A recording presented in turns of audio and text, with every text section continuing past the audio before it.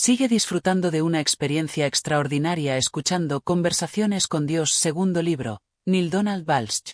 Cuarta parte de 4. Capítulo 17. Escuché tu desafío, lo escuché muy bien. Por favor, dime ahora más sobre la vida en este planeta en una escala mayor. Dime cómo un país puede vivir con otro de modo tal que ya no haya guerras. Siempre habrá desacuerdos entre las naciones, ya que el desacuerdo es simplemente un signo, y un signo saludable, por cierto, de individualidad. Sin embargo, la resolución violenta de desacuerdos es un signo de inmadurez extrema. No hay razón alguna en el mundo que justifique evitar la solución violenta, considerando la buena voluntad de las naciones para evitarla. Podría pensarse que el costo enorme en muertes y destrucción podría ser lo suficientemente grande como para producir esta buena voluntad, pero tratándose de culturas primitivas, como la de ustedes, no es así. En la medida en que pienses que ganarás una discusión, la tendrás. En la medida en que se piense que se ganará una guerra, se tendrá una guerra. ¿Cuál es la respuesta a todo esto? No tengo una respuesta, solo tengo. Lo sé. Una observación. Sí. Te diré lo que observé antes. Podría ser una respuesta a corto plazo para establecer lo que algunos llaman un gobierno mundial, con una instancia jurídica que resolviera las desavenencias, un tribunal cuyos veredictos no podrían ser pasados por alto, como ocurre hoy en día con el Tribunal Internacional de Justicia, y una fuerza global para el mantenimiento de la paz que garantiza que ninguna nación, por poderosa que sea y por mucha influencia que tenga, pueda agredir a otra. Sin embargo, habrá que entender que no terminará la violencia en la tierra. La fuerza de paz podría necesitar usar la violencia para evitar que alguien lo haga. Como observamos en el libro anterior, el no detener a un déspota alienta a otros déspotas. En ocasiones el único medio de evitar una guerra es librar una guerra. En ocasiones será necesario hacer lo que no queremos hacer para asegurarnos de que ya no tendremos que hacerlo de nuevo. Esta contradicción aparente es parte de la divina dicotomía, según la cual en ocasiones el único modo de que algo sea, en este caso, ser pacífico, implicaría, al principio, no serlo. En otras palabras, a menudo el único modo de conocer lo que eres es obrar como lo que no eres. Es una verdad observable que en este mundo el poder no puede descansar desproporcionadamente en manos de una sola nación, sino que debe distribuirse en el grupo total de naciones que existen en el planeta. Solo de esta manera podrá el mundo alcanzar finalmente la paz, descansando en la firme seguridad de que ningún déspota, no importa lo grande y poderosa que sea su nación, podrá jamás violar los territorios de otros países ni amenazar sus libertades. Tampoco necesitarían ya las naciones pequeñas depender de la buena voluntad de las naciones grandes, como ocurre actualmente, que con frecuencia tienen que ofrecer sus propios recursos e inclusive sus mejores tierras para la instalación de bases militares extranjeras como único modo de ganar ese apoyo. Con este nuevo sistema, la seguridad de las naciones pequeñas estaría garantizada no por aquellas a las que se sometan, sino por aquellas que las respalden. Todas las 160 naciones se levantarían en caso de que una sola fuera invadida. Todas esas 160 naciones dirían no, cuando a una nación se le violara o amenazara en cualquier forma. Análogamente, ya no tendría vigencia la coacción económica, el chantaje a los países por medio de ciertas acciones por parte de sus asociados comerciales mayores, que los obligan a obedecer ciertas directrices a cambio de ayuda, o las fuerzan a actuar de cierta manera para ser calificadas dignas de ayuda humanitaria simple. Sin embargo, no faltaría quien arguyera que un sistema de gobierno mundial erosionaría la independencia y la grandeza de naciones individuales. La verdad es que las engrandecería, y eso es precisamente lo que temen las naciones desarrolladas, cuya independencia está asegurada por el poderío, no por la ley de la justicia. Para entonces, tales naciones mayores ya no serían las únicas que lograran abrirse paso automáticamente, sino que las consideraciones y elementos de justicia de todas las demás se escucharían igualmente. Y las grandes naciones no podrían controlar y atesorar los recursos del mundo, sino que estarían obligadas a compartirlos con más equidad, a hacerlos accesibles cuando tuviesen la posibilidad de ello y a proporcionar ayuda y beneficios más uniformemente a los pueblos de todo el mundo. Un gobierno mundial nivelaría el terreno de juego, y esta idea, al mismo tiempo que impulsaría la marcha hacia el seno del debate sobre la dignidad humana básica, sería una anatema para los más ricos del mundo, que quieren que los que nada tienen tracen como puedan sus propios destinos, desentendiéndose, por supuesto, del hecho de que los que tienen controlan todo lo que buscan los demás. Sin embargo, parece que estamos hablando de la redistribución de la riqueza. ¿Cómo podríamos mantener el incentivo de los que quieren más, y están dispuestos a trabajar para tenerlo, si saben que deben compartirlo con aquellos a quienes no les interesa el trabajo duro? En primer lugar, no solamente se trata de determinar quiénes quieren trabajar duro y quiénes no. Se trata de un modo en verdad simplista de esgrimir el razonamiento, usualmente, construido de ese modo por los que tienen. Con frecuencia, es más bien una cuestión de oportunidad, no de buena voluntad. Por consiguiente, el trabajo verdadero y el principal en la reestructuración del orden social es asegurar a que cada persona y cada nación tengan iguales oportunidades. Lo cual nunca ocurrirá mientras que aquellos que actualmente poseen y controlan el mayor volumen de la riqueza y de los recursos del mundo, se aferren a ese control. Sí. Hablaré de México y sin querer vapulear a ninguna nación, considero que este país ofrece un ejemplo excelente de tal situación. Un puñado de familias ricas y poderosas controlan la riqueza y los recursos del país desde hace 40 años. Las elecciones en esta llamada democracia occidental son una farsa porque las mismas familias han controlado a lo largo de varios decenios el mismo partido político, asegurándose virtualmente que no tendrán oposición. ¿Resultado? Los ricos se hacen más ricos y los pobres se hacen más pobres. Si los salarios pasaran de $1,75 a un atractivo impulso de $3,15 la hora, el punto decimal marcaría cuánto han hecho los ricos a favor de los pobres en cuanto a proporcionarles trabajos y oportunidades de desarrollo económico. El caso es que los únicos que avanzan en este escenario son los ricos, los industriales y los dueños de negocios que venden sus mercancías en los mercados nacional y mundial logrando enormes utilidades, dado el bajo costo de su mano de obra. Los ricos de Estados Unidos saben que esto es verdad, razón por la que numerosas compañías ricas y poderosas instalan sus plantas y fábricas en México y en otros países en los cuales los salarios son irrisorios, pero se consideran una gran oportunidad para los campesinos. Entretanto, los trabajadores se desempeñan en condiciones insalubres y sin ninguna seguridad, pero los gobiernos locales, controlados por un puñado de políticos que se benefician con las utilidades de estas empresas, imponen pocas regulaciones. No existen normas de sanidad y seguridad, ni protección ambiental, desconocidas en los lugares de trabajo. No se da atención a las personas, ni tampoco a la tierra.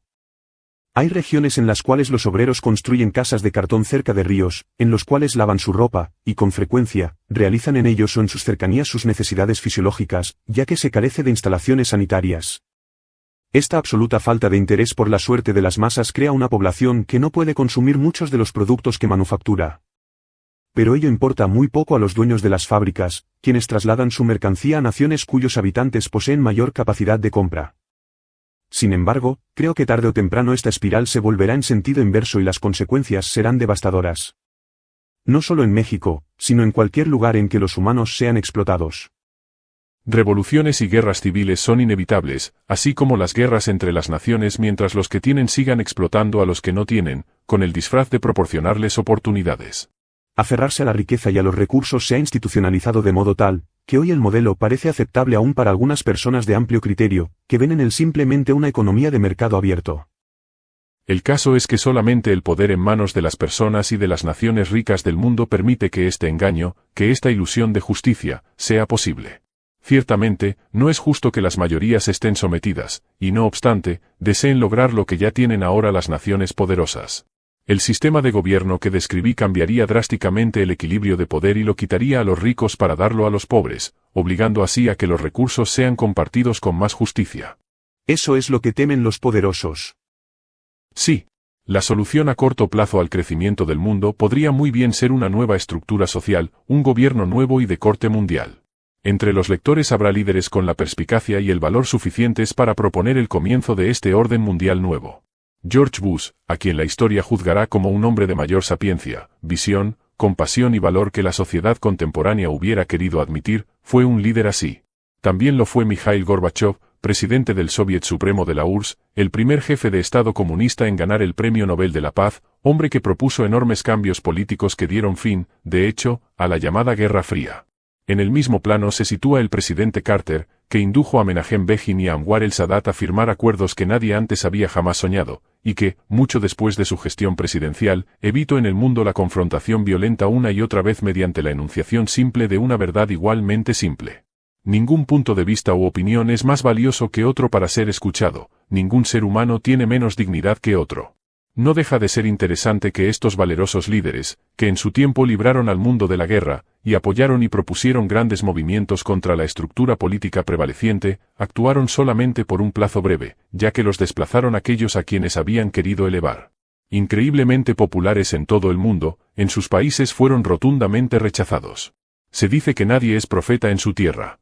En el caso de estos hombres, ello se debió a que su visión estaba a miles de kilómetros delante de sus pueblos, los cuales solo podían ver intereses muy limitados y circunscritos, y únicamente imaginar las pérdidas resultantes de esas visiones amplias. Del mismo modo, todos los líderes que se atrevieron a apretar el paso y a querer dejar atrás la opresión de los poderosos, acabaron siendo vejados y desalentados. Por consiguiente, la situación no cambiará sino hasta que se aplique una solución a largo plazo que no es política. Esta solución a largo plazo, la única que es real, es una nueva consciencia y una nueva percepción. Una percepción de unidad y una consciencia de amor. El incentivo para tener éxito, para hacer lo mejor de la propia vida, no debe ser un premio o recompensa económica o materialista. No se trata de eso. La mala colocación de esta prioridad crea todos los problemas de que nos hemos ocupado aquí. Cuando el incentivo de grandeza no sea económico, cuando la seguridad económica y las necesidades materiales estén garantizadas para todo el mundo, entonces el incentivo no desaparecerá, pero sí será diferente, aumentará en cuanto a vigor y a determinación, y producirá grandeza verdadera, no el tipo de grandeza transparente y transitoria que producen los incentivos actuales. Pero, ¿por qué vivir una vida mejor? Crear una vida mejor para nuestros hijos no es un buen incentivo. Vivir una vida mejor es un buen incentivo. Crear una vida mejor para nuestros hijos es un buen incentivo, pero cabe preguntarnos, ¿qué crea una vida mejor? ¿Cómo defines lo mejor? ¿Cómo defines vida?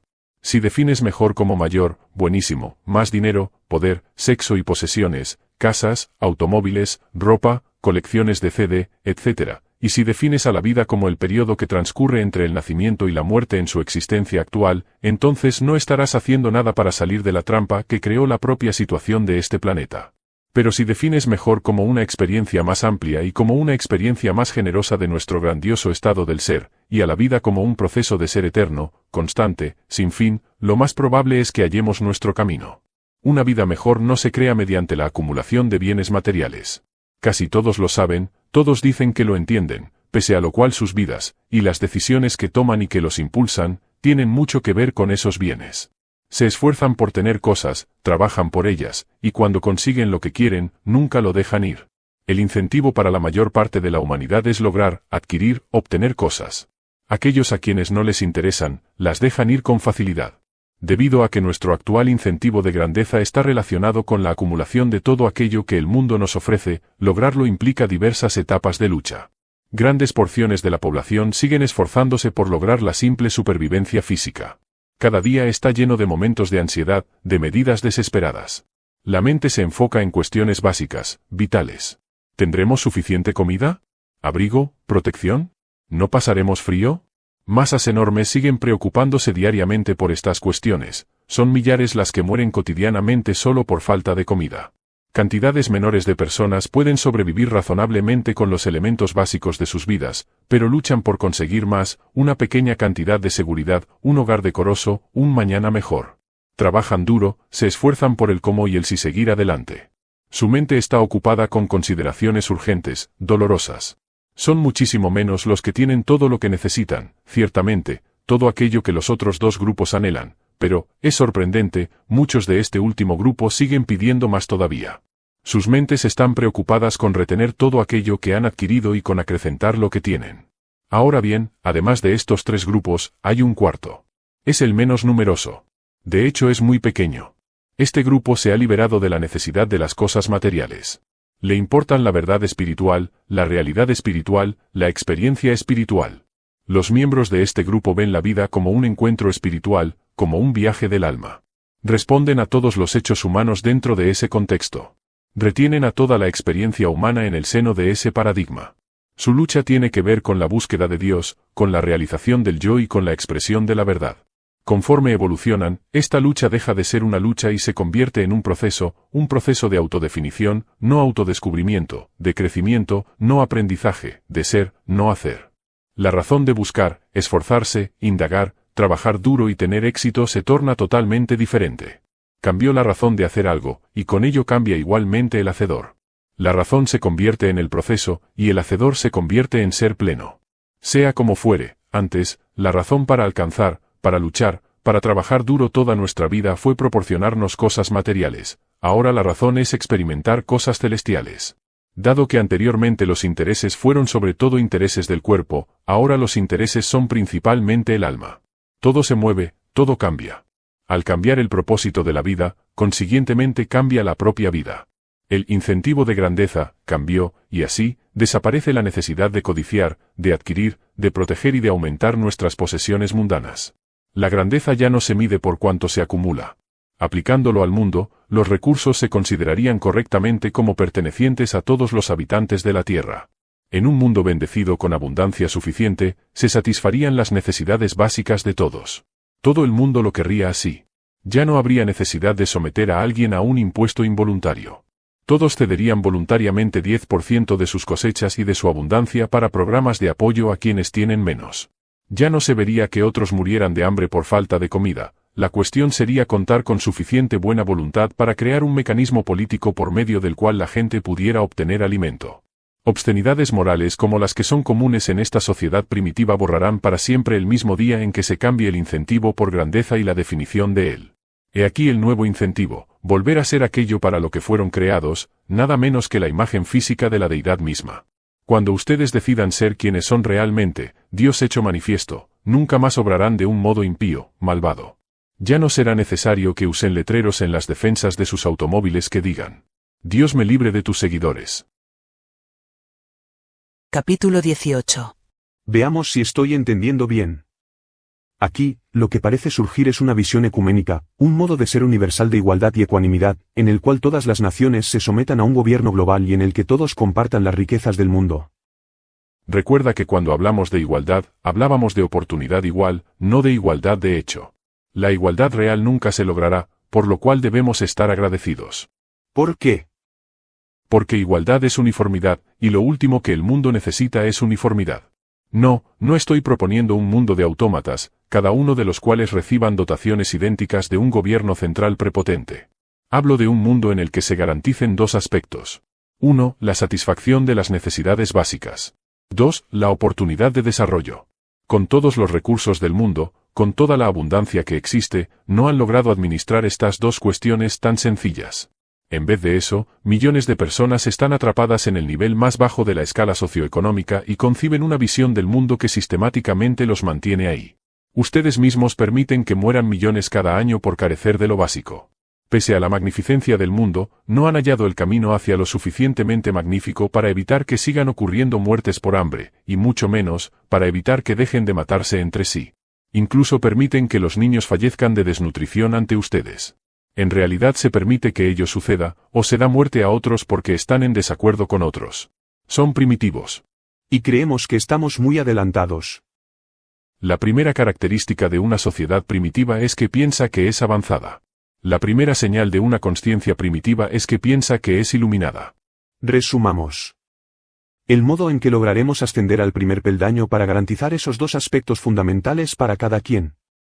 Es mediante dos cambios, dos variaciones, una en el paradigma político y otra en el espiritual.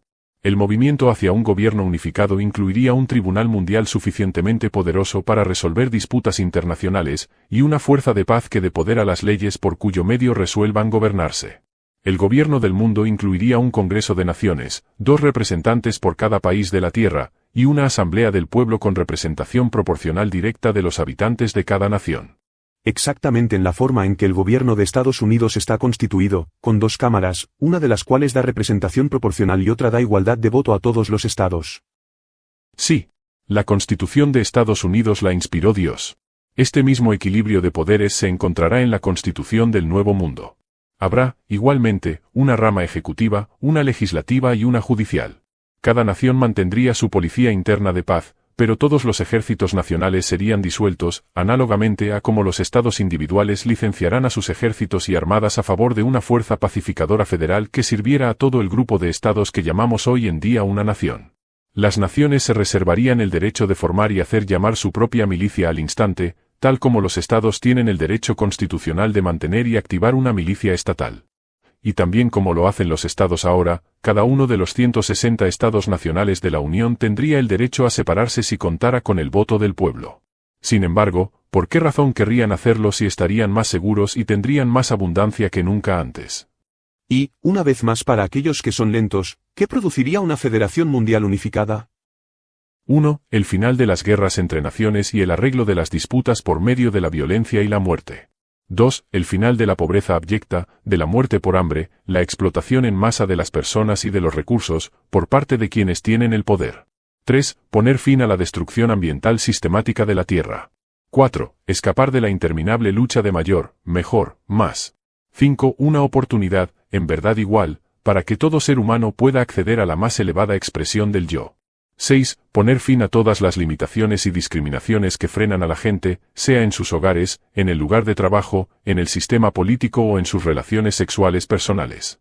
¿Requeriría tu nuevo orden mundial redistribuir la riqueza? No requeriría nada.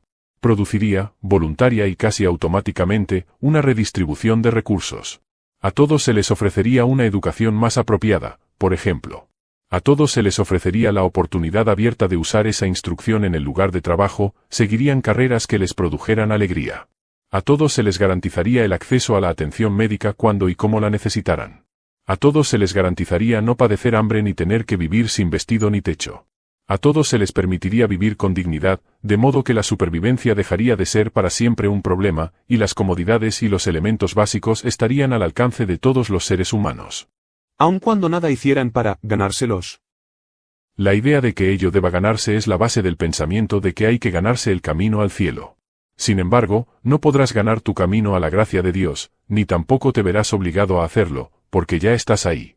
Esto es algo que no puedes aceptar, porque es algo que no puedes dar.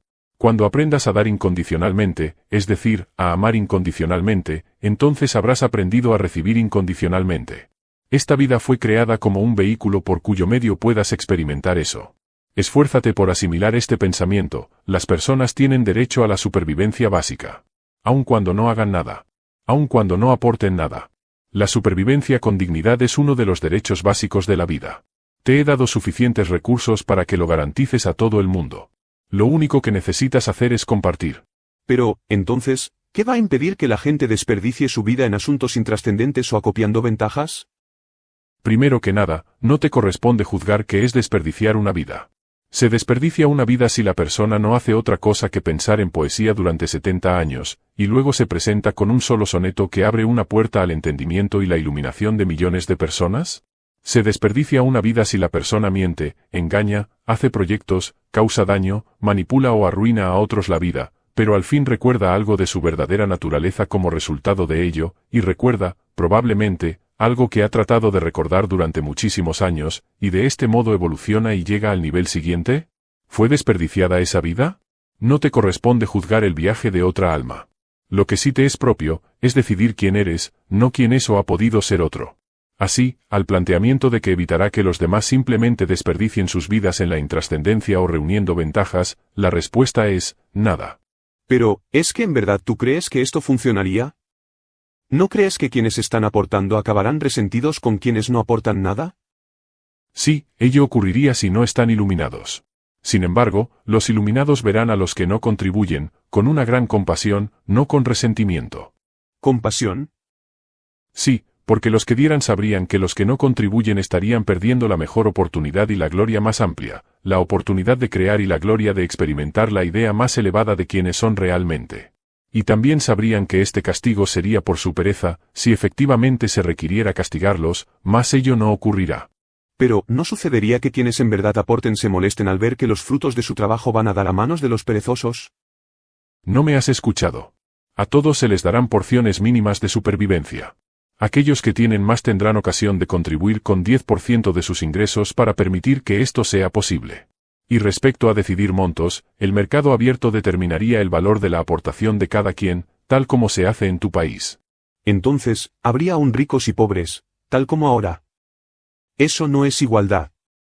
Es igualdad de oportunidades, ya que todo el mundo tendría la oportunidad de vivir una existencia básica sin preocupaciones de supervivencia. Y a todo el mundo se le daría una oportunidad igual de adquirir conocimientos, de desarrollar aptitudes y de usar sus talentos naturales en el lugar de la alegría. ¿El lugar de la alegría? Así se le llamaría al lugar de trabajo. Pero, ¿habría envidias? Envidias, sí; celos, no. La envidia es una emoción natural en el sentido de que nos insta a buscar más, no en el sentido de resentirse porque otros tienen. Es el caso del niño de 2 años que suspira por alcanzar el picaporte que su hermano mayor sí alcanza. No hay nada malo en ello. La envidia en ese sentido no tiene nada de malo. Es un motivador, un deseo puro, da nacimiento a la grandeza. Por otra parte, los celos son una emoción hija del temor, que nos hace desear que los demás tengan menos. Es una emoción que suele basarse en la amargura. Es hija de la ira y a ella conduce. Y mata. Los celos pueden matar. Todo aquel que ha estado en un triángulo de celos, lo sabe. Los celos matan, la envidia hace nacer. A los envidiosos se les dará oportunidad de tener éxito a su modo. Nadie los detendrá, económica, política y socialmente. No por razón de raza, género u orientación sexual. No por razón de nacimiento, condición de clase o edad. No por ninguna razón en absoluto. La discriminación por cualquier razón sencillamente no se toleraría. Y, sin embargo, seguiría habiendo ricos y pobres, pero no indigentes y famélicos. Como ves, no se retira el incentivo de la vida, simplemente la desesperación. ¿Pero qué garantizará que tendremos suficientes aportadores para dar a los que no contribuyan? La grandeza del espíritu humano. Oh. Contrariamente a lo espantoso que crees que sería todo, la persona promedio no se sentirá satisfecha con niveles de subsistencia y nada más. Todo el incentivo de grandeza se transformará cuando el segundo paradigma, el espiritual, cambie también. ¿Qué causará este cambio? Es algo que no ha ocurrido en 2000 años de historia. Digamos 2000 millones de años de historia. ¿Por qué debería ocurrir ahora? Porque con el cambio que implica dejar de preocuparse por la supervivencia material, con la eliminación de la necesidad compulsiva de triunfar para adquirir una cantidad mínima de seguridad, no habrá otra razón de logro. Los intereses se enfocarán en otras direcciones y no se buscará ser magnífico, para opacar a otros, sino que se buscará la experiencia de la magnificencia por ella misma. ¿Y será motivación suficiente? El espíritu humano se yergue, no se desploma ante el rostro de una verdadera oportunidad. El alma busca una experiencia más elevada de sí misma, no una experiencia inferior. Todo aquel que haya experimentado la magnificencia verdadera, aunque sea por un momento, sabe lo que es esto. ¿Y qué decir sobre el poder? En este reordenamiento especial, seguirá existiendo el exceso de riqueza y de poder. Las percepciones financieras serían limitadas. Bueno, aquí vamos. ¿Quieres explicar cómo ocurriría esto antes de que yo explique por qué no ocurriría? Sí. Así como habrá límites inferiores de ingresos, también habrá límites superiores. Primeramente, casi todo el mundo pagará 10% de sus ingresos al gobierno mundial. Esta es la deducción voluntaria que mencioné antes. Sí, la antigua propuesta de igualdad de impuestos. En la sociedad actual se requeriría adoptar la forma de un impuesto porque no están lo suficientemente iluminados para ver que esa deducción voluntaria para el bien común de todos es para el mejor interés de todos. Sin embargo, cuando se dé el cambio en la consciencia, la deducción será abierta, interesada en los demás y se ofrecerá libremente como algo apropiado. Tengo que decirte algo. ¿Me permites interrumpirte para hacer un comentario? Sí, adelante. Esta conversación me parece ya muy extraña. Nunca imaginé dialogar con Dios y que sus palabras fueran para recomendar políticas o modos de actuar. Quiero decir, ¿cómo convenzo a la gente de que Dios se inclina por el impuesto raso? Veo que insistes en interpretarlo como un impuesto, pero lo entiendo, porque el concepto de ofrecer simplemente 10% de lo que se tiene parece en verdad muy extraño para ti. Sin embargo, ¿por qué te parece tan difícil creer que yo tenga ideas al respecto? Pensé que Dios no juzgaba, que no opinaba, que no le interesaban estos temas. Permíteme aclarar esto. En nuestra conversación anterior, que consta en el libro que precede a este, respondí a toda clase de preguntas. Preguntas sobre qué hace que las relaciones funcionen, sobre el modo de vida apropiado, inclusive sobre dieta. ¿Cómo difiere esto de lo otro? No lo sé. Me parece diferente. ¿Es que tienes en realidad un punto de vista político? ¿Eres republicano? ¿Qué verdad surge de este libro? Dios es republicano. Buen Dios. ¿Preferirías que fuera demócrata? Ingenioso. No, preferiría que fueras apolítico. Soy apolítico. No tengo ningún punto de vista político sobre nada. Algo así como Bill Clinton. Vaya. Ahora te muestras agudo. Me gusta el buen humor, ¿y a ti? No esperaba que Dios bromeara o que fuera político. O que tuviera otro rasgo humano, ¿verdad? Muy bien, permíteme colocar una vez más este libro y el libro anterior, en el contexto en el que puedas entender. No tengo preferencia en cuanto a la forma en que los seres humanos conducen su vida. Mi único deseo es que se experimenten plenamente como seres creativos, de modo que puedan saber quiénes son realmente. Magnífico. Lo entiendo. Hasta aquí, vamos bien. Todas las preguntas que he contestado aquí, y todas las que respondí en el primer volumen las escuché y respondí en el contexto del cual tú, como ser creativo, dices estar esforzándote por ser y hacer. Por ejemplo, en el otro libro quisiste que te dijera cómo proceder para tener buenas relaciones. ¿Te acuerdas? Sí, por supuesto. ¿Te parecieron muy problemáticas mis contestaciones? ¿Te pareció difícil creer que yo tuviera un punto de vista al respecto? Nunca pensé en ello. Simplemente, leí las respuestas. Sin embargo, adaptaba mis palabras al contexto de tus preguntas. Es decir, dado que tú deseabas ser u obrar de este o de otro modo, ¿cuál era la forma de lograrlo? Y entonces, te mostré un camino. Sí, así lo hiciste. Hago lo mismo aquí.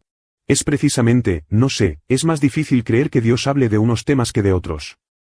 ¿Encuentras más difícil estar de acuerdo con algunos conceptos que expongo aquí? Bueno. Porque si así ocurre, está muy bien. ¿Te parece? Claro. ¿Está bien estar en desacuerdo con Dios? Por supuesto. ¿Acaso crees que te voy a aplastar como si fueras un insecto? No había pensado en eso. Mira, el mundo está en desacuerdo conmigo desde que empezó la vida. Apenas alguien ha procedido a mi modo desde el principio. Cierto, así lo creo. Puedes estar seguro de que es cierto. Si la gente hubiera seguido mis instrucciones, que dejé para ustedes en centenares de maestros a lo largo de miles de años, el mundo sería muy diferente. De manera que si ahora quieres estar en desacuerdo conmigo, muy bien, sigue. Por otra parte, yo podría estar del lado equivocado. ¿Cómo?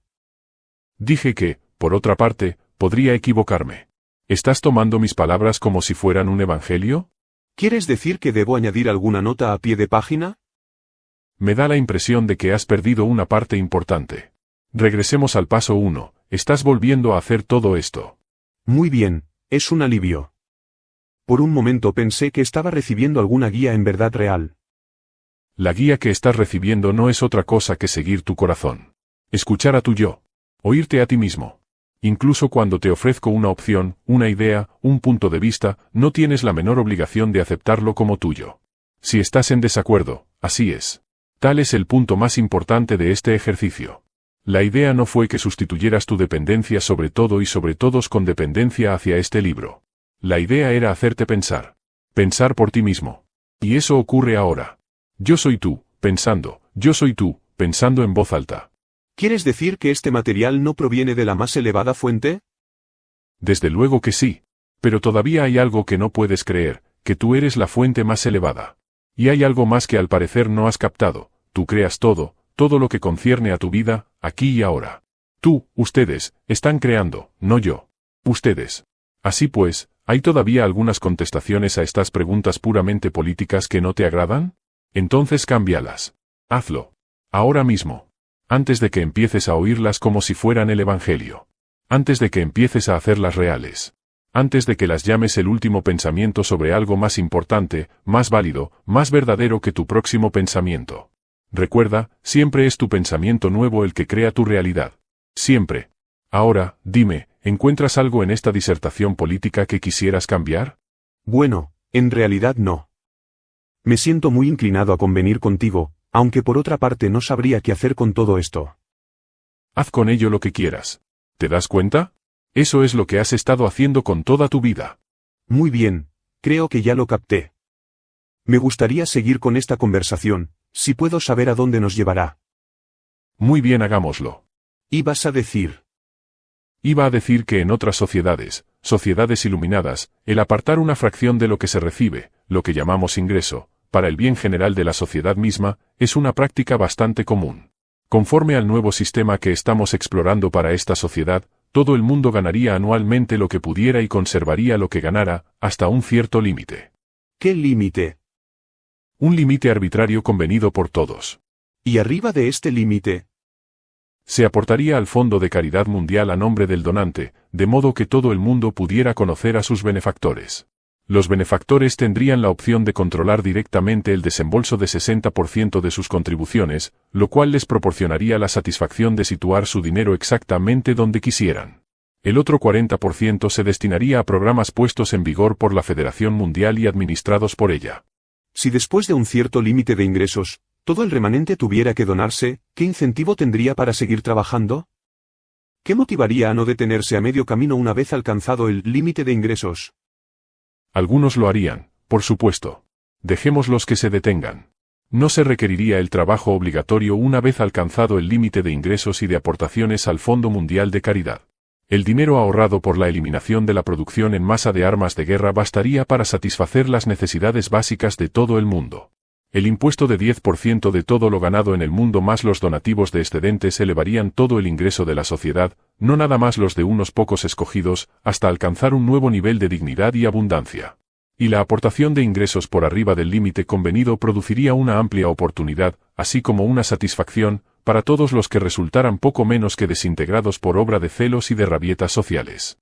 Así pues, algunos dejarían de trabajar, en especial los que vieran su actividad social como verdadero trabajo, en tanto que aquellos que vieran su actividad como alegría absoluta, nunca se detendrían. Amén de que no todos podrían tener un trabajo que les diera alegría. Falso. Todos podrían. La alegría en el lugar de trabajo no tiene nada que ver con la función y sí con todo lo relacionado con la finalidad. La madre que despierta a las 4 de la madrugada para cambiar el pañal del bebé, lo entiende perfectamente. Arrulla al bebé y en absoluto siente que lo que está haciendo es un trabajo. Su actitud hacia lo que hace es lo que cuenta, así como su intención. Es la actitud en el desarrollo del trabajo lo que permite el contento. Ya antes usé el ejemplo de la maternidad, sencillamente porque el amor de una madre por su hijo es lo más cercano a la comprensión de algunos conceptos que señalo en este libro y en esta trilogía. Así pues, ¿cuál sería la finalidad de eliminar el potencial ilimitado de percepciones? ¿No robaría a la experiencia humana una de sus más grandes oportunidades, una de sus aventuras más gloriosas? Aún tendrían la oportunidad y la aventura de ganar una cantidad de dinero ridícula. El límite superior del ingreso retenible sería en verdad muy alto, más del que la persona promedio, las 10 personas promedio, necesitarían en ningún momento. Y el monto del ingreso que se podría ganar no sería limitado, simplemente la cantidad que quisieran retener para el uso personal. El resto, que según el criterio general sería del orden de más de 25 millones de dólares al año, estoy valiéndome de una cifra en verdad arbitraria para destacar el punto, se gastarían en programas y servicios que beneficiaran a toda la humanidad. Y la razón, el porqué de ello. El límite superior del ingreso que se retendría, mostraría una consciencia diferente en el planeta, una percepción de que la meta más alta de la vida no es la acumulación de riquezas, sino el hacer el mayor bien posible, y la percepción correlativa de que la concentración de la riqueza, no el compartirla, es el factor individual más importante en la creación de los dilemas sociales y políticos más persistentes y nefastos del mundo. La oportunidad para amasar riquezas ilimitadas, es la piedra miliar del sistema capitalista, un sistema de libre empresa y de competencia abierta que ha producido la sociedad más compleja que el mundo haya jamás conocido. El problema es que creas eso en verdad. No, no lo creo. Pero lo señalo aquí en nombre de los que así lo creen. Quienes lo creen están engañados terriblemente y no ven nada de la realidad actual de este planeta. En Estados Unidos, 1.5% de la población tiene más riquezas que 90% de los habitantes. Los más ricos, 834.000 personas, poseen casi $1 trillón más que el total de los bienes de 84 millones de personas. ¿Qué hay de malo en ello? Para eso trabajaron. Ustedes los estadounidenses tienden a ver la posición de clase como una función del esfuerzo individual. Como algunos alcanzaron el éxito monetario, creen que todo el mundo puede hacer lo mismo. Esta opinión es simplista y peca de ingenua. Da por sentado que todos tienen oportunidades iguales, cuando, en verdad, en Estados Unidos al igual que en México, los ricos y poderosos se empeñan y esfuerzan por retener su dinero y su poderío y también por acrecentarlo. ¿Así de sencillo? ¿Qué tiene de malo? Logran esto eliminando sistemáticamente la competencia, minimizando institucionalmente la oportunidad verdadera, y controlando colectivamente el flujo y el crecimiento de la riqueza. Para ello se sirven de todo tipo de procedimientos, desde prácticas y costumbres injustas de trabajo que explotan a las masas de los más pobres del mundo, hasta prácticas competitivas del tipo de redes y de halagos que minimizan y que de hecho destruyen las oportunidades de los recién llegados de entrar al círculo interno de los afortunados. Buscan controlar la política y los programas gubernamentales de todo el mundo para asegurarse de que las masas sigan estando reguladas, controladas y subordinadas. Por mi parte, no creo que los ricos hagan esto, no la mayoría. Supongo que ha de haber un puñado de conspiradores. En la mayoría de los casos no son los individuos ricos quienes lo hacen, son los sistemas e instituciones sociales que representan, que fueron creados por ellos y que, por lo tanto, los siguen apoyando. Por el hecho de situarse atrás de estos sistemas e instituciones sociales, los individuos pueden lavarse las manos de cualquier responsabilidad personal por las condiciones que oprimen a las masas, en tanto que favorecen a los ricos y poderosos. Por ejemplo, volvamos al campo de la salud en Estados Unidos. Hay millones de pobres que no tienen acceso a la atención médica preventiva. No se puede señalar a un médico individual y decirle, todo esto es obra tuya, es tu culpa que en la nación más rica del mundo, haya millones de personas que no reciben atención médica a menos que se encuentren en la sala de emergencias. Ningún médico individual es culpable de esto, aunque sí beneficia a todos los médicos. Toda la profesión médica, y por supuesto, todas las industrias vinculadas, reciben utilidades sin precedente de un sistema de entrega que ha institucionalizado la discriminación contra los trabajadores y los desempleados pobres. Y todo lo anterior no es más que un ejemplo de cómo el sistema mantiene ricos a los ricos y pobres a los pobres. Lo importante es que son los ricos y poderosos los que apoyan estas estructuras sociales y resisten tenazmente cualquier esfuerzo por cambiarlas. Enfrentan cualquier esfuerzo político o económico que busque proporcionar verdadera oportunidad y dignidad genuina a todas las personas. La mayoría de los ricos y poderosos, tomados individualmente, son, sin la menor duda, gente buena, agradable, con tanta compasión y simpatía como cualquiera. Pero al mencionarles un concepto tan amenazador para ellos como límites anuales al ingreso, inclusive límites ridículamente elevados, digamos 25 millones anuales, empiezan a gimotear y a quejarse de usurpación de derechos individuales, de erosión del modo de vida y de pérdida de incentivos. Empero, ¿qué decir del derecho de toda la gente de vivir en alrededores mínimamente decorosos, con suficiente comida para evitar la desnutrición, y suficiente con qué vestirse? ¿Qué decir del derecho de la gente de cualquier parte del mundo de recibir atención adecuada para su salud, el derecho a no tener que sufrir o morir por causa de complicaciones médicas relativamente menores, a las cuales los ricos combaten con el simple chasquido de un dedo? Los recursos de este planeta, incluyendo los frutos del trabajo de las masas y de los indescriptiblemente pobres que constante y sistemáticamente son explotados, pertenecen a la población de todo el mundo, no nada más a quienes son lo bastante ricos y poderosos para explotarlos. Veamos cómo funciona la explotación. Los ricos industriales se presentan en un país o en una región donde no hay trabajo en absoluto, donde la indigencia es un hecho, donde hay pobreza abyecta. Los ricos establecen ahí una fábrica y ofrecen trabajo a los pobres con jornadas a veces de 10, 12 y hasta 14 horas al día, sueldos bajos, por no decir subhumanos. No se les paga lo suficiente como para permitirles escapar de sus pueblos, donde viven de forma insalubre, pero sí lo suficiente para sobrevivir de este modo, que es mejor que carecer por completo de comida o de abrigo. Y cuando se les hace ver la situación, estos capitalistas replican, pero están mejor que nunca antes, ¿no es cierto? Mejoramos su situación. Tienen empleo, trajimos la oportunidad y encima de todo corremos con todos los riesgos. El caso es que, ¿cuánto riesgo hay en pagar a la gente 75 centavos de dólar por hora para fabricar lujosos zapatos de goma que se venderán a $125 el par? ¿Es explotación pura y simple, o una riesgosa operación? Un sistema así, de descarada explotación, puede existir únicamente en un mundo motivado por la codicia, donde el margen de utilidad, no la dignidad humana, es la primera consideración. Quienes dicen que, en relación con los niveles de su sociedad, a estos campesinos les está yendo de maravilla, son hipócritas de primer orden. Arrojarían una cuerda a un hombre que estuviese ahogándose, pero se negarían a llevarlo a la orilla. Así las cosas, mejor harían en enviar una piedra en lugar de una cuerda. En vez de elevar a estas personas a la verdadera dignidad, los que tienen dan a los que no tienen apenas lo justo para hacerlos dependientes, pero nunca lo bastante para hacerlos fuertes en verdad.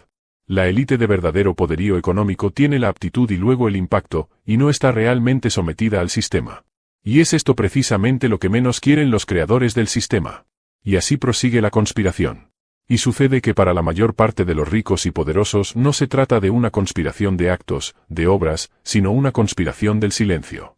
Así pues, sigamos nuestro camino y de ningún modo hablemos de la obscenidad, de la infamia de un sistema socioeconómico que premia al ejecutivo de una empresa con un bono de $70 millones por aumentar las ventas de un refresco, al mismo tiempo que 70 millones de personas no pueden darse el lujo de beber leche, y menos aún de comer lo suficiente para mantenerse sanas.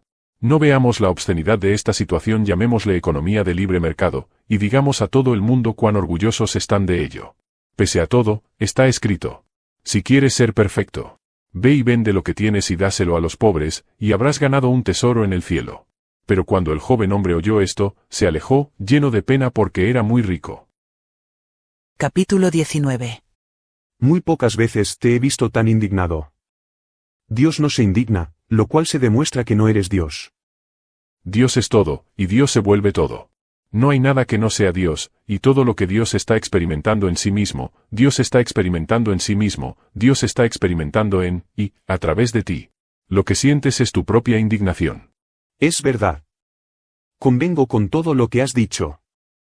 Sabrás que todos los pensamientos que te envío, los recibes pasándolos por el filtro de tu propia experiencia, de tu propia verdad, de tu propia comprensión y de tus propias decisiones, elecciones y declaraciones sobre quién eres y quién eliges ser. No hay otra manera de que los puedas recibir, no hay otra manera de que sean. Bien, aquí vamos otra vez. ¿Dices que ninguna de estas ideas y sentimientos son tuyos, que todo este libro podría estar equivocado? ¿Dices que toda esta experiencia de mi conversación contigo no es otra cosa que una compilación de mis pensamientos y sensaciones sobre el mundo? Considera la posibilidad de que te estoy dando tus pensamientos y sentimientos sobre lo que tratamos, de donde supones que vienen los conceptos, que estoy co-creando contigo tus experiencias, que soy parte de tus decisiones, elecciones y declaraciones. Considera la posibilidad de que te escogí, junto con muchos otros, para ser mi mensajero desde mucho antes de que este libro llegara a ser. Esto me resulta difícil de creer. Sí, ya hablamos al respecto en el libro anterior. Sin embargo, me comunicaré con este mundo, lo haré, entre otros modos, por medio de mis maestros y de mis mensajeros. Y en este libro ya digo al mundo que sus sistemas económicos, políticos, sociales y religiosos son primitivos. Veo que compartes la arrogancia colectiva de creer que son lo mejor. Veo que ustedes en gran número se oponen a cualquier cambio o mejoramiento que entrañe quitarles algo, no piensan que podrían ayudar a alguien. Yo te digo de nuevo, que lo que necesita este planeta es un gran cambio en la consciencia. Un cambio en la percepción. Un respeto renovado por todo lo que concierne a la vida, y una comprensión profunda de la interrelación de todo lo que existe. Muy bien, tú eres Dios. Si no quieres que las cosas ocurran como están ocurriendo, ¿por qué no las cambias? Como ya te expliqué, mi decisión desde el principio fue dar a los seres humanos la libertad para crear su vida, y consiguientemente, su yo, como quisieran ser. Ustedes no pueden conocer su yo como el creador si les digo qué crear, o cómo crear, y luego los fuerzo, los orillo o los obligo a hacer lo que quiero. En tal caso, mi propósito se pierde. Pero ahora, limitémonos a observar qué han creado ustedes mismos en su planeta, y veamos si no les causa indignación. Veamos 4 páginas interiores de uno de los grandes diarios en un día cualquiera. Tomemos el periódico del día. Muy bien.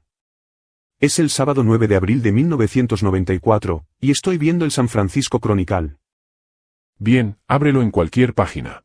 Que sea, la página A7. Estupendo. ¿Qué tenemos ahí? El encabezado dice, Naciones en desarrollo analizarán derechos laborales. Excelente. Continúa. La nota habla de un viejo cisma entre países industrializados y en desarrollo sobre derechos laborales. Los líderes de algunos países en desarrollo temen que una campaña para aumentar los derechos laborales cree una puerta trasera, lo cual significaría expulsar a los productos de salarios bajos de los mercados de consumidores más ricos de la nación. Luego habla de negociadores de Brasil, Malasia, India, Singapur y otros países en desarrollo que se niegan a establecer un comité permanente de la Organización Mundial de Comercio que tendría a su cargo hacer un borrador sobre derechos laborales. ¿Qué derechos menciona específicamente? Dice, derechos básicos de trabajadores, tales como prohibiciones de trabajo forzado, establecimiento de normas de seguridad en el centro laboral y una garantía de la oportunidad de negociar colectivamente. ¿Por qué las naciones en desarrollo no quieren que tales derechos sean parte de un acuerdo internacional? Te diré por qué. Por principio de cuentas, dejemos en claro que no son los trabajadores de estos países los que se oponen a tales derechos. Los negociadores de los países en desarrollo son, o están vinculados muy estrechamente, con los propietarios y los administradores de las fábricas. En otras palabras, los ricos y poderosos.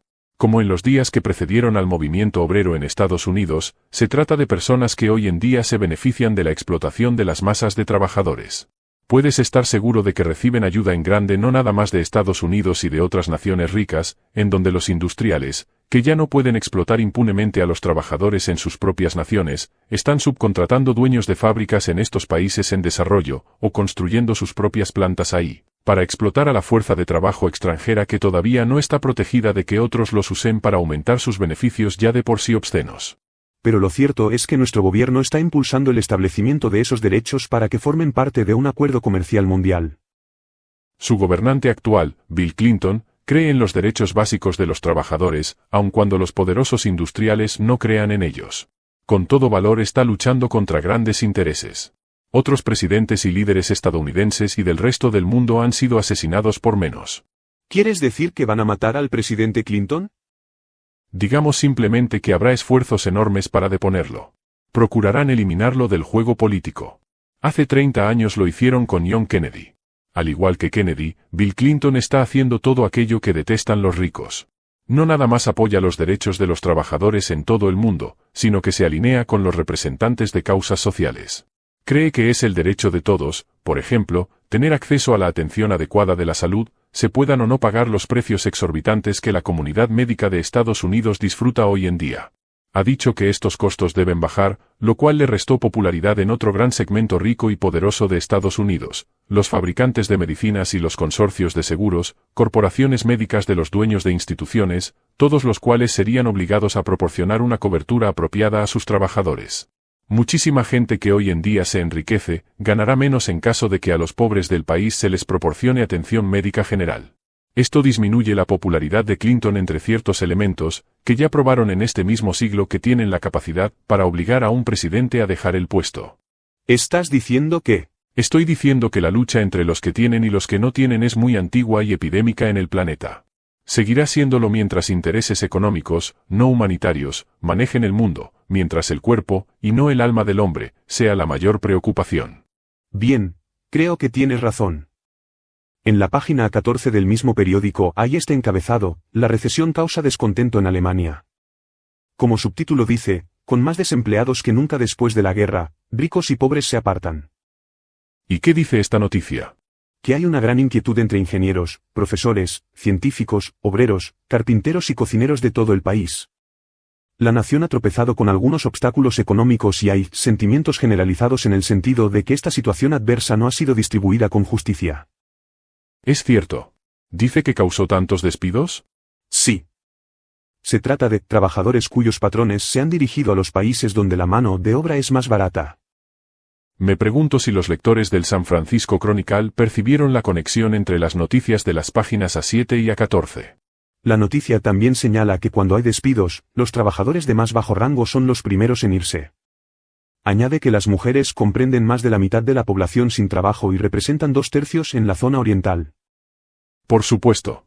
Bien, insisto en puntualizar, aunque pocos no quieran ver ni admitir, que el mecanismo socioeconómico actual discrimina sistemáticamente a todas las clases.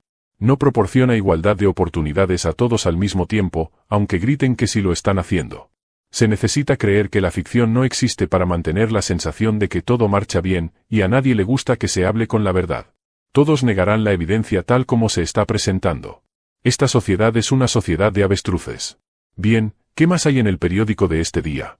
En la página 4 hay un artículo que anuncia nueva presión federal para terminar el problema habitacional. Dice, funcionarios federales del ramo de la vivienda elaboran un plan que forzaría los empeños más serios jamás hechos para eliminar la discriminación racial en materia de habitación.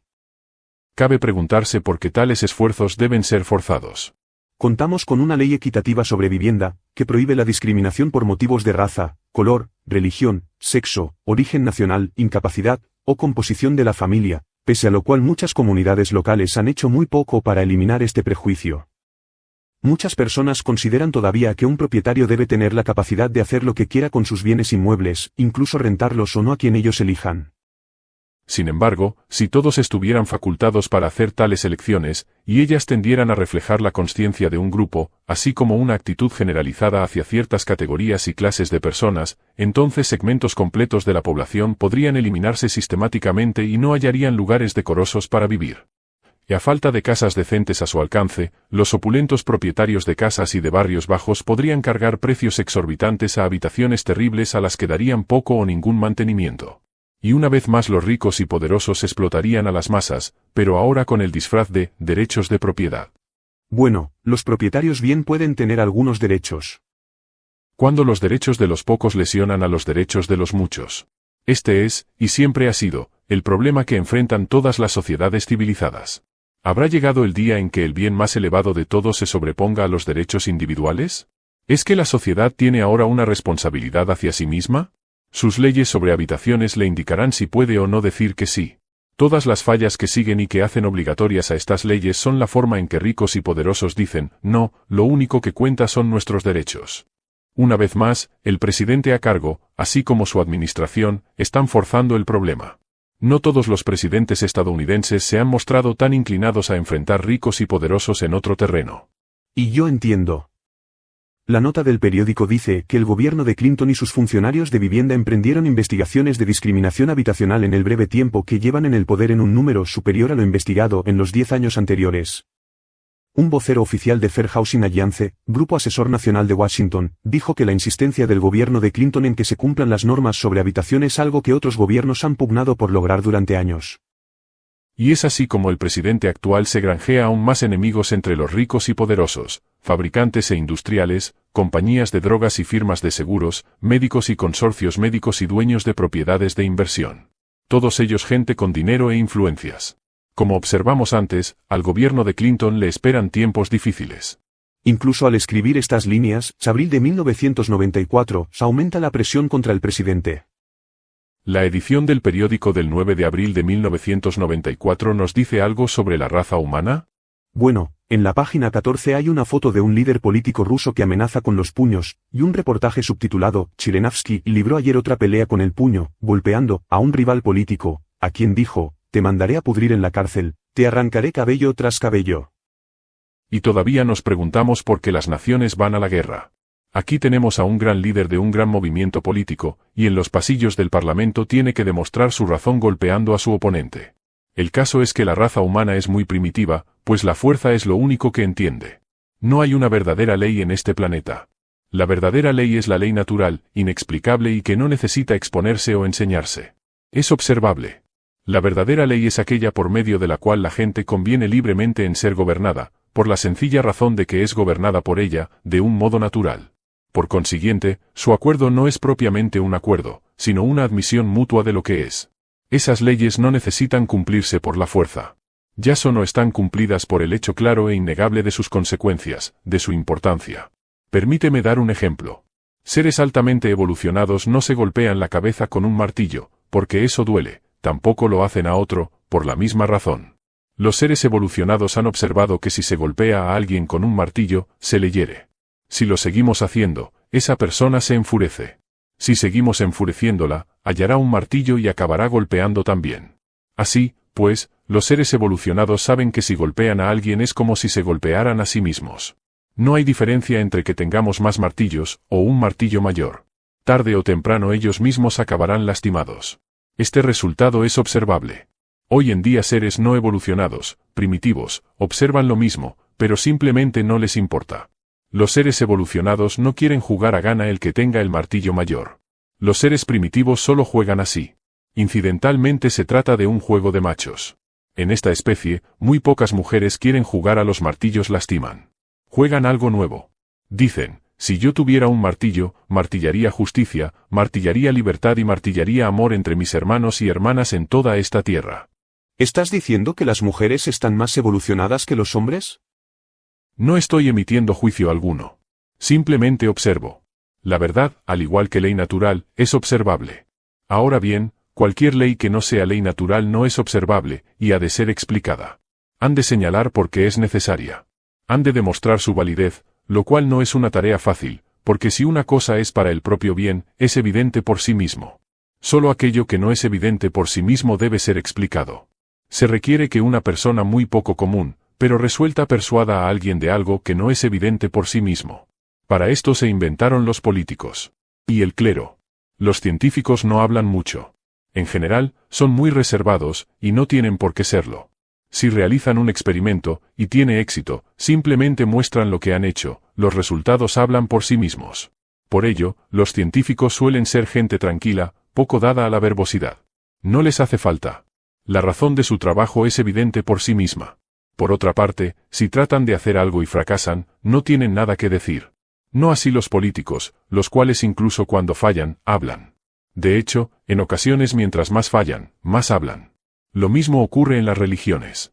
Mientras más fallan, más hablan. Sin embargo, yo te digo, la verdad y Dios se encuentran en el mismo lugar, en el silencio. Cuando se encuentra a Dios y cuando se encuentra la verdad, no es necesario hablar de ello. Es evidente por sí mismo. Si hablas mucho sobre Dios, lo más probable es que lo estés buscando todavía. Muy bien.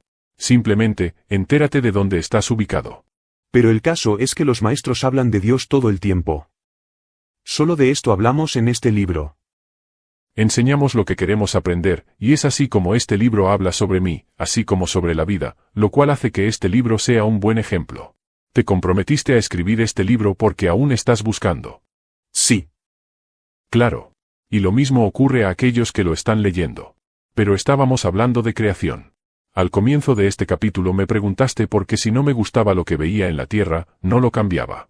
No tengo opinión sobre lo que ustedes hacen. Simplemente lo observo de vez en cuando como he hecho en esta obra, lo describo. Pero ahora debo pedirte que olvides mis observaciones y que olvides mis descripciones. ¿Cómo te sientes en relación con lo que has observado en las creaciones en este planeta? Abordaste situaciones citadas en el periódico de un día, y hasta ahora has descubierto naciones que se niegan a otorgar derechos básicos a los trabajadores. Ricos enriqueciéndose más y pobres empobreciéndose ante una depresión en Alemania. El gobierno obliga a los dueños a obedecer leyes justas de habitación en Estados Unidos. Un poderoso líder dice a su rival político, te meteré en la cárcel. Cabello tras cabello te arrancaré, al mismo tiempo que lo golpea en la cara en un salón de la Legislatura Nacional de Rusia. ¿Algo más en este periódico va a mostrarme algo de tu civilizada sociedad? Bueno, en la página 13 hay una noticia con este encabezado, los civiles sufren muchísimo en la guerra civil en Angola. Luego precisa, en regiones rebeldes, los muy importantes viven en el lujo, mientras miles mueren de hambre. Es bastante. Estoy haciendo un cuadro. ¿Y esto es solamente el periódico de un día? Una sección de un día del periódico. No he salido de la sección A. Y entonces vuelvo a decir, en todo el mundo la economía, la política, los sistemas social y religiosos son primitivos. No haré nada por cambiarlos, por las razones que di. Ustedes deben tener elección libre y voluntad libre en estas cuestiones para que experimenten mi meta más elevada, que no es otra cosa que conocerse como el Creador. Y ahora, después de todos estos millares de años, es lo que han logrado evolucionar, lo que han creado. ¿No les indigna? Sin embargo, hacen algo bueno. Recurren a mí en busca de consejo. Repetidamente su civilización ha vuelto los ojos a Dios, preguntando, ¿dónde me equivoqué? ¿Cómo puedo mejorar lo que hago? El hecho de que sistemáticamente te hayas desentendido de mi consejo no me impide ofrecértelo otra vez. Como si fuera un buen padre, siempre estoy deseoso de ofrecerte una observación que te ayude cuando me lo pidas. Igualmente, como un buen padre, estoy deseoso de seguirte amando aun cuando no me tomes en cuenta. De esta suerte, estoy describiendo situaciones tal como son en la realidad, y estoy decidiendo cómo pueden mejorar. Lo hago de un modo que cause cierta indignación porque quiero ganarme la atención de ustedes, lo que ya logré. ¿Qué pudo causar el tipo de cambio enorme en la consciencia del cual has estado hablando repetidamente en este libro? Hay un lento desmenuzamiento de lo que sucede. Estamos raspando gradualmente el bloque de granito que es la experiencia humana de sus excesos no queridos, del mismo modo que los escultores quitan sobrantes para crear y revelar la verdadera belleza del resultado final. ¿Nosotros? Tú y yo, mediante nuestro trabajo en estos libros y en otros muchos, todos ellos mensajeros. Escritores, artistas, productores de televisión y de cine. Músicos, cantantes, actores, bailarines, maestros, chamanes, gurús, políticos, líderes. Sí, algunos son muy buenos, e inclusive son muy sinceros, médicos, abogados, sí, hay algunos muy buenos, hasta sinceros, madres y padres, abuelas y abuelos en salas y en cocinas y en patios por todo el país, por todo el mundo. Son ustedes los precursores, los antepasados. Y la consciencia de mucha gente está cambiando. Por ustedes. ¿Se requerirá una calamidad de alcance mundial, un desastre de proporciones gigantescas, como algunos han sugerido? ¿Deberá la Tierra inclinarse sobre su eje, ser golpeada por un meteoro, tragar todos sus continentes para que la gente escuche? ¿Debemos ser visitados por seres del espacio exterior y asustarnos hasta perder la razón, para percibir perfectamente el hecho de que somos uno? ¿Es necesario que enfrentemos la amenaza de muerte para que seamos galvanizados y encontremos un nuevo modo de vivir? Tales hechos no son necesarios, pero podrían ocurrir. ¿Ocurrirán? ¿Imaginas que el futuro es predecible, incluso por Dios? Yo te digo, tu futuro es creable. Créalo como lo quieras. Pero antes insististe en que en la verdadera naturaleza del tiempo no hay futuro, que todas las cosas están ocurriendo en el momento presente, el momento eterno del ahora. Lo cual es cierto. Bien. ¿Hay terremotos, inundaciones y meteoros golpeando al planeta ahora mismo? No me digas que como Dios no lo sabes. ¿Quieres que ocurra todo eso? Claro que no. Pero dijiste que todo lo que va a ocurrir ya ocurrió, está ocurriendo ahora. Lo cual es cierto, pero el momento eterno de la hora está también cambiando siempre. Es como un caleidoscopio, que siempre está ahí pero que cambia constantemente. No podemos parpadear, porque será diferente cuando abramos los ojos otra vez. Observa. Mira. ¿Ves? Empieza otra vez. Estoy cambiando constantemente. ¿Qué te hace cambiar? Tu idea sobre mí. Tu pensamiento sobre todo ello es lo que lo hace cambiar, instantáneamente. A veces el cambio en el todo es sutil, de hecho indiscernible, depende del poder del pensamiento, pero cuando hay un pensamiento intenso, o un pensamiento colectivo, entonces hay un impacto enorme, un efecto increíble. Todo cambia. Entonces, ¿habrá una calamidad mayor en toda la Tierra? No lo sé. ¿La habrá? Tú decides. Recuérdalo, tú estás escogiendo tu realidad ahora. Yo escojo que no suceda. Entonces no sucederá. A menos que sí suceda. Volvemos a empezar. Sí. Debes aprender a vivir con la contradicción. Y debes entender la gran verdad, nada importa. ¿Nada importa? Lo explicaré en el libro 3. Bien, muy bien, pero no me gusta tener que esperar. Aquí hay muchísimo que puedes absorber ya. Date tiempo. Date espacio. ¿Ya podemos retirarnos? Siento que estás yéndote. Siempre empiezas a hablar como ahora cuando te estás preparando para irte. Me gustaría hablar sobre otras cosas, por ejemplo, seres del espacio exterior. ¿Existen? De hecho, vamos a abordar ese tema, también, en el libro 3. Oh, vamos, por favor, dame un destello, una pista. ¿Quieres saber si hay vida inteligente en otra parte del universo? Sí, claro que la hay. ¿Es tan primitiva como la nuestra? Algunas formas de vida son más primitivas, otras menos, y algunas son mucho más avanzadas. ¿Nos han visitado tales seres extraterrestres? Sí, muchas veces. ¿Con qué objeto? Indagar. En algunos casos para ayudar gentilmente. ¿Cómo ayudan? Bueno, dan un empujoncito aquí y otro allá. Por ejemplo, sin duda estás enterado de que en los últimos 75 años ha habido más adelanto tecnológico que en toda la historia de la especie humana. Sí. ¿Te imaginas que todo, desde observaciones CAT hasta vuelo supersónico y chips de computadora que se colocan en el cuerpo para regular el corazón, que todo ello es obra de la mente humana? Bien, sí. Entonces, ¿por qué el hombre no lo pensó miles de años antes de ahora? No lo sé. No había tecnología, supongo. Quiero decir que un invento lleva a otro, pero la tecnología comenzó desde cero. Todo fue un proceso de evolución. ¿No te parece extraño que en este proceso de evolución de 1.000 millones de años, en los últimos 75 a 100 años hubiera una enorme explosión de comprensión? ¿No ves como algo situado fuera de la pauta que muchas personas hayan visto en el planeta el desarrollo de instrumentos que van del radio al radar y a la radiónica durante su lapso de vida? ¿No te parece que lo que ocurre aquí significa un salto en el quantum? ¿Un paso hacia adelante de tal magnitud y de tal proporción que desafía cualquier marcha lógica? ¿Qué opinas? Considero la posibilidad de que se les esté ayudando. Si en verdad nos ayudan tecnológicamente, ¿por qué no nos ayudan espiritualmente? ¿Por qué no darnos alguna ayuda en este cambio de consciencia? Tú eres el vehículo. ¿Yo? ¿Para qué crees que es este libro? Además, diariamente, nuevas ideas, nuevos pensamientos, nuevos conceptos transitan frente a ustedes. El proceso de cambiar la consciencia y aumentar la percepción espiritual en todo el planeta es un proceso lento que requiere tiempo y una gran paciencia. Tiempo. Vidas, generaciones. Pese a ello, lentamente están formándose. Poco a poco cambian. En silencio, hay un cambio. ¿Estás diciendo que seres del espacio exterior nos están ayudando? Sin duda. Están entre nosotros ahora mismo, muchos. Durante años han estado ayudando. ¿Por qué no se dan a conocer? ¿Por qué no se revelan? ¿No haría ello que su impacto tuviera el doble de fuerza? Su meta es ayudar al cambio que deseamos casi todos, no crearlo, propiciarlo, no forzarlo. Si quisieran rebelarse, ustedes se verían forzados por la sola fuerza de su presencia, a darles un gran honor y a atribuir a sus palabras un peso enorme. Es preferible que la masa humana reciba el peso de su propio saber. El saber que viene del interior no es descartado tan fácilmente como el que viene de otro. Tendemos a colgarnos mucho más de aquel que hemos creado del que se nos ha dicho. ¿Alguna vez los veremos? ¿Conoceremos algún día a estos visitantes extraterrestres tal como son? Claro. Llegará la hora en que la consciencia se eleve, el temor se apague y entonces se rebelen. Algunos ya se rebelaron, ante un puñado de personas.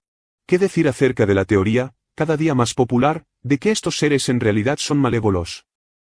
¿Algunos tienen malas intenciones? ¿Hay algunos humanos que tienen malas intenciones? Sí, por supuesto.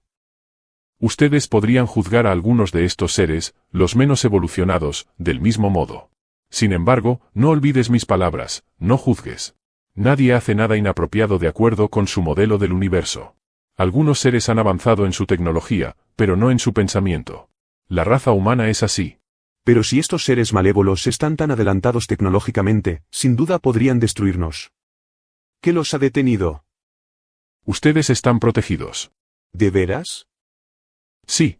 Se les está dando la oportunidad de vivir su propio destino. Su propia consciencia creará el resultado. Lo cual significa... Significa que en esto, como en todo, lo que pensamos es lo que recibimos. Lo que temes es lo que atraes. Lo que resiste, persiste. Lo que miras al desaparecer, te brinda la oportunidad de volverlo a crear, si lo deseas, o bien, de borrarlo para siempre de tu experiencia. Aquello que eliges, será lo que experimentes. En ocasiones no veo que esto ocurra así en mi vida. Porque dudas del poder. ¿Dudas de mí? Probablemente no sea una buena idea. Definitivamente no.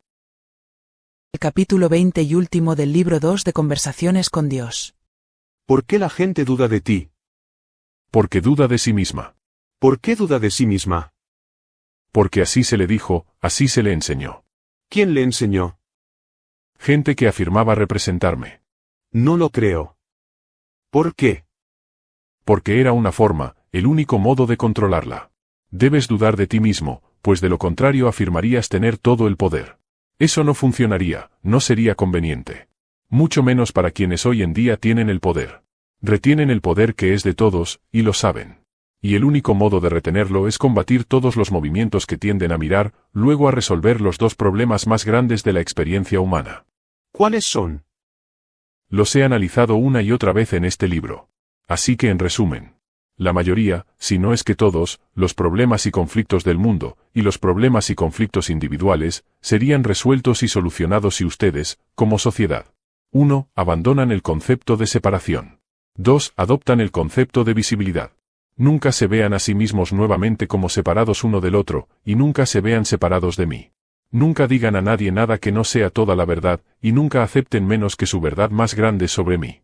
La primera elección producirá la segunda, porque cuando ustedes vean y comprendan que son uno con todos, ya no podrán mentir o retener un dato importante o ser algo que no sea totalmente visible para los demás, porque tendrán muy en claro que hacerlo así es en el mayor bien de todos.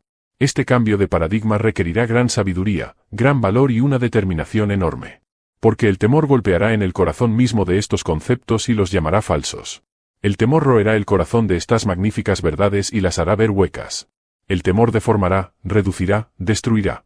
Y de este modo, y por esta razón, el temor será el mayor enemigo.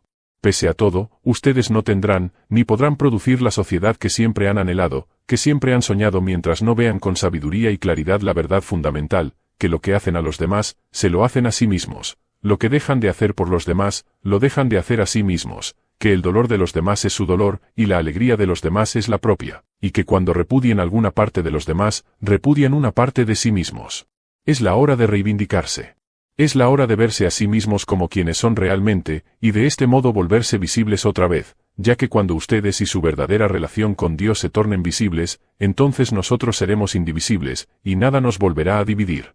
Y pese a que vivirán de nuevo en la ilusión de separación, usándola como herramienta para usar su yo de nuevo, de aquí en adelante transitarán por sus encarnaciones con iluminación, y verán la ilusión como lo que es, sirviéndose de ella con alegría y gozo para experimentar cualquier aspecto de quienes son que les plazca experimentar, a pesar de que nunca más la aceptarán como realidad. Nunca más volverán a usar el artificio del olvido para recrear su yo de nuevo, pero usarán conscientemente la separación, simplemente eligiendo manifestar lo que es separado por una razón particular y un propósito particular. Y cuando estén así totalmente iluminados, es decir, una vez más plenos de luz, podrán inclusive escoger, como razón particular para regresar a la vida física, el recuerdo de otros. Tal vez elijan regresar a su vida física no para crear ni experimentar ningún aspecto nuevo de su yo, sino para traer la luz de la verdad a este lugar de ilusión, para que los demás puedan ver. Así, ustedes serán portadores de la luz. Entonces serán parte del despertar. Otros muchos ya lo hicieron. Vinieron para ayudarnos a saber quiénes somos. Sí. Son almas iluminadas, almas que han evolucionado. Ya no buscan la siguiente elevada experiencia de ellas mismas. Ya tuvieron esa experiencia altísima.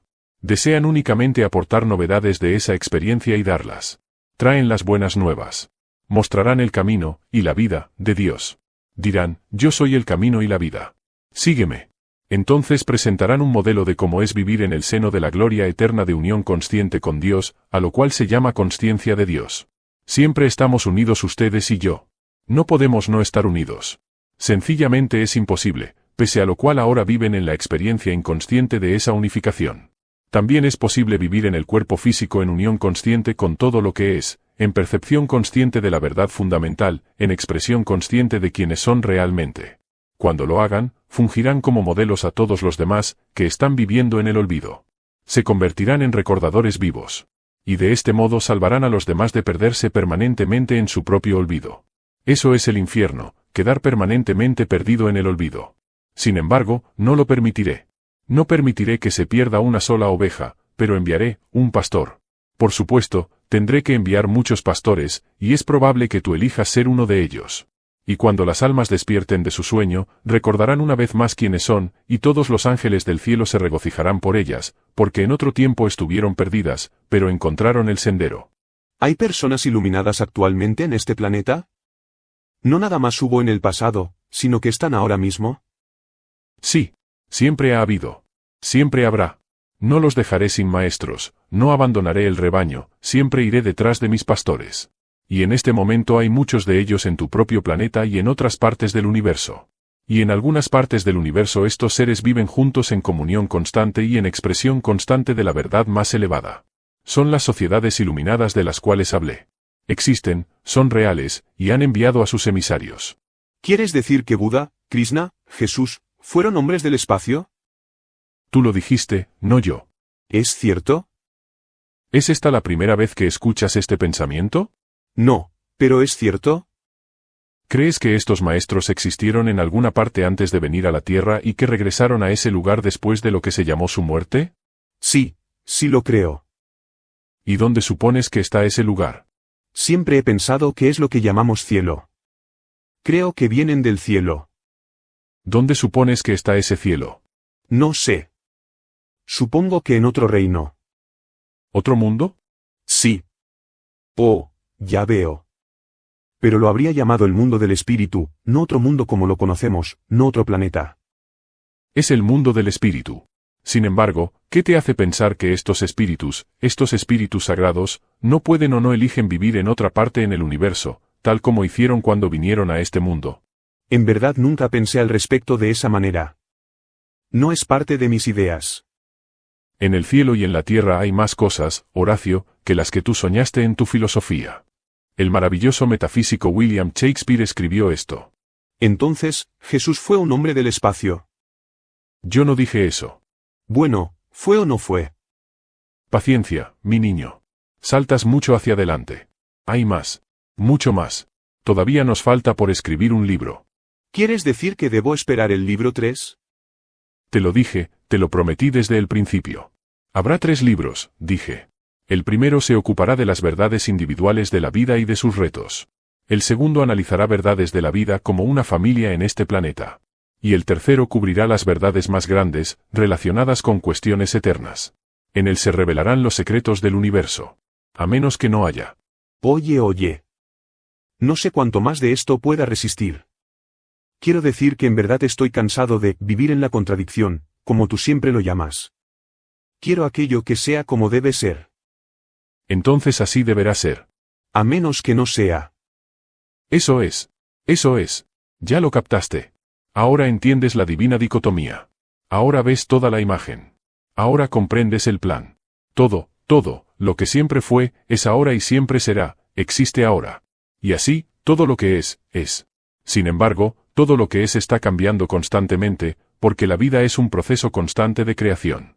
Por consiguiente, en un sentido muy real, lo que es, no es. Este es, nunca es el mismo, lo cual significa que es y no es. Bien, discúlpame, Charlie Brown, lo siento, pero ¿cómo puede algo entonces significar algo? No es así. Estás adelantándote de nuevo, todo esto a su debido tiempo, hijo, todo a su tiempo. Estos y otros grandes misterios se entenderán después de leer el libro 3. A menos que, todo ello. A menos que no sea. Precisamente. Muy bien, es suficiente. Pero entre ahora y entonces, o en este caso, para los que nunca puedan leer estos libros, ¿por qué senderos transitar aquí, ahora, para volver a la sabiduría, para volver a la claridad, para volver a Dios? ¿Necesitamos volver a la religión? ¿Es este el eslabón perdido? Regresemos a la espiritualidad. Olvidemos la religión. Esta afirmación va a defraudar a mucha gente. La gente reaccionará ante este libro con ira, a menos que no. ¿Por qué dices olvidar la religión? Porque no es buena para ti. Entiende que para que tenga éxito la religión organizada, tiene que hacer que la gente crea que la necesita. Para que las personas pongan su fe en algo, deben primeramente perder su fe en sí mismas. Por esta razón, la primera tarea de la religión organizada es hacer que pierdas la fe en ti mismo. La segunda tarea es hacer que veas que ella tiene las respuestas que tú no tienes. Y la tercera y más importante es inducirte a aceptar sus respuestas sin cuestionarlas. Si las cuestionas, empiezas a pensar. Y si piensas, empiezas a regresar a la fuente interna. La religión no puede permitir que tú hagas eso, porque es probable que encuentres una respuesta diferente de la que se ha tejido. Por eso la religión debe hacerte dudar de tu yo y de tu capacidad de pensar directamente. El problema de la religión es que con mucha frecuencia toma caminos sinuosos, porque si no puedes aceptar sin duda alguno de tus propios pensamientos, ¿cómo no vas a dudar de las ideas nuevas sobre Dios que la religión proporciona? Muy pronto dudarás inclusive de mi existencia, de la cual, irónicamente, nunca dudaste antes. Cuando vivías conforme a tu saber intuitivo, tal vez no me imaginaste, a pesar de que, definitivamente, tú sabías que yo estaba ahí. Es la propia religión la que creó a los agnósticos.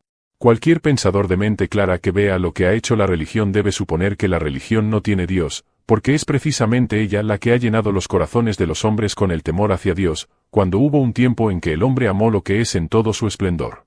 Es la religión la que ordenó al hombre inclinarse ante Dios, cuando en otro tiempo el hombre se alzó alegremente hacia Dios. Es la religión la que recargó al hombre con preocupaciones sobre la ira de Dios, cuando hubo un tiempo en que el hombre buscó a Dios para que aligerara su carga. Es la religión la que enseñó al hombre a avergonzarse de su cuerpo y de sus funciones más naturales, cuando hubo un tiempo en que el hombre celebró tales funciones, como los dones más grandes de la vida. Es la religión la que te enseñó que debes tener un intermediario para llegar a Dios, cuando hubo un tiempo en que pensaste que alcanzabas a Dios por el simple hecho de vivir con bondad y verdad. Y es la religión la que ordenó a los humanos adorar a Dios, cuando hubo un tiempo en que los humanos adoraban a Dios, porque era imposible no adorarlo. Por donde quiera que la religión haya ido ha creado desunión, la cual es lo opuesto de Dios. La religión separó al hombre de Dios, al hombre del hombre, al hombre de la mujer. Algunas religiones afirman incluso que el hombre es superior a la mujer, y aún claman que Dios está muy por encima del hombre, con lo cual tienden el escenario para la más grande parodia jamás impuesta a la raza humana.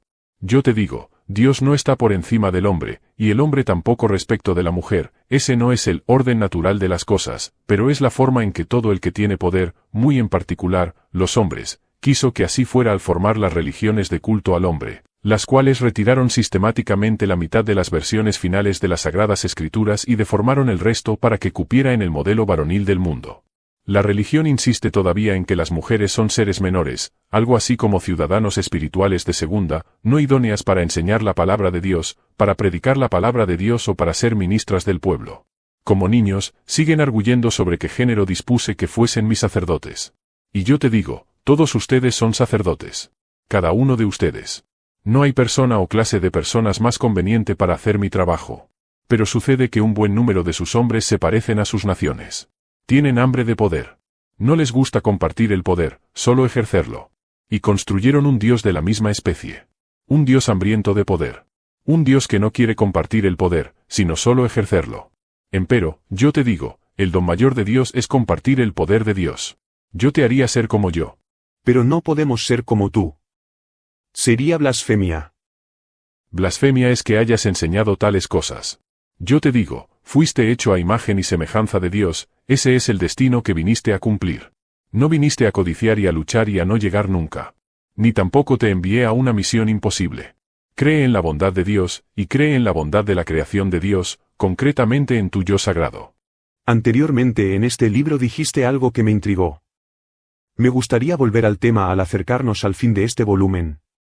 Dijiste: el poder absoluto no pide nada. ¿Es esta la naturaleza de Dios? Ya entendiste. He dicho, Dios es todo, y Dios se convierte en todo. No hay nada que no sea Dios, y todo lo que Dios experimenta de sí mismo, Dios lo experimenta en, como y a través de ti. En mi forma más pura, yo soy lo absoluto.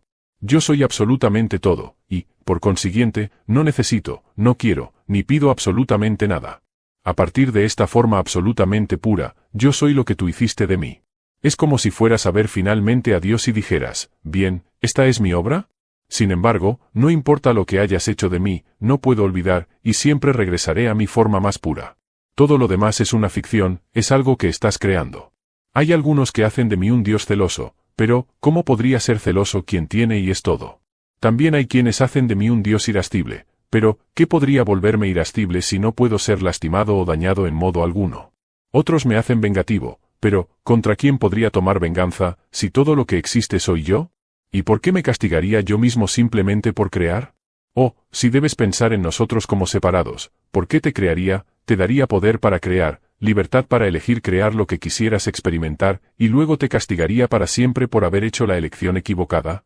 Yo te digo, no haré nada semejante, y en esta verdad descansa tu libertad de la tiranía de Dios. En verdad, no hay tiranía, excepto en tu imaginación. Puedes llegar a casa cuando quieras. Volveremos a estar juntos cuando quieras.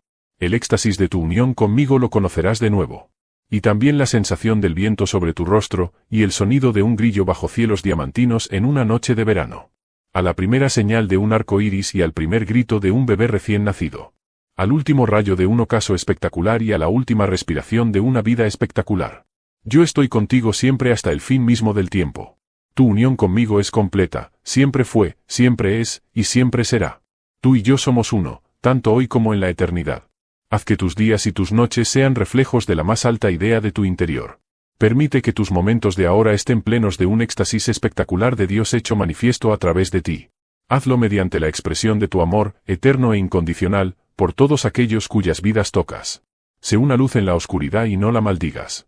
Sé un portador de la luz. Tú lo eres. Sélo plenamente. Fin del capítulo 20 y último del libro 2 de Conversaciones con Dios. Neil Donald Walsch, el célebre autor de los 3 volúmenes del bestseller Conversaciones con Dios. Nació en Milwaukee, Estados Unidos de América, el 10 de septiembre de 1943, y creció al interior de una familia católica romana, que le animó en su búsqueda por la verdad espiritual. Estudió la Biblia, de Rig Veda, la Upanishads. Sus libros, según él, no están atados, ni son secuelas, son inspirados por Dios y pueden ayudar a una persona a relacionarse con él desde una perspectiva moderna. Creó el equipo Humanidad como un movimiento espiritual cuyo propósito es comunicar e implantar nuevas creencias espirituales, particularmente la de que todos somos uno con Dios y uno con la vida, en el estado de existencia global compartida.